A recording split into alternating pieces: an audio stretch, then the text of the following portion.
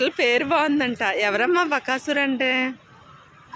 General గా అందరూ దేవుళ్ళ పేరు పెట్టుకొని క్లిక్ అవుతుంటే వీళ్ళు మాత్రం రాక్షసుడి పేరు పెట్టుకొని క్లిక్ అయ్యారు.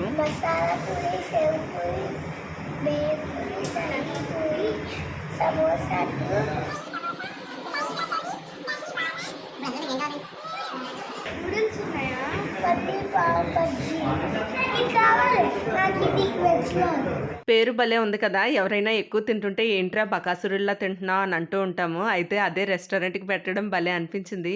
ఈ మధ్య ఏంటో రకరకాల పేర్లు చూస్తున్నాము. మొన్న ఒక దగ్గర చూసాం, నా పొట్ట నా ఇష్టం అని. పేర్లు భలే యూనిక్ గా ఇన్నోవేటివ్ గా పెడుతున్నారు. మేము ఎప్పుడు రెస్టారెంట్కి వచ్చినా, హోటల్స్కి వచ్చినా, ఇలాంటి ఫుడ్ కోర్ట్స్కి వచ్చినా నలుగురు 4 రకాలు ఆర్డర్ ఇస్తాము. ఎందుకంటే 4 మనం టేస్ట్ చేయొచ్చు కదా. అదొక్కటే కాదు, ఈ 4గిట్లో ఏది బాగుంది ఏది బాగోలేదు అన్న ఐడియా మనకు వస్తుంది. నెక్స్ట్ టైం వెళ్ళినప్పుడు బాగున్నది ఆర్డర్ ఇచ్చుకోవచ్చు కదా. మా పాప వెజ్ నూడిల్స్ ఆర్డర్ ఇస్తే మా బాబు వెజ్ రోల్ ఆర్డర్ ఇచ్చాడు. నాకేమో సేవ్ పూరి, మా హస్బెండ్ పాపడ్ చాట్ ఆర్డర్ ఇచ్చారు. నలుగురు 4 రకాలు కూడా టేస్ట్ చేసాము. నాకైతే సేవ్ పూరి అస్సలు నచ్చలేదు. ఇంకా వెజ్ నూడిల్స్ అయితే టేస్ట్ బాగుంది.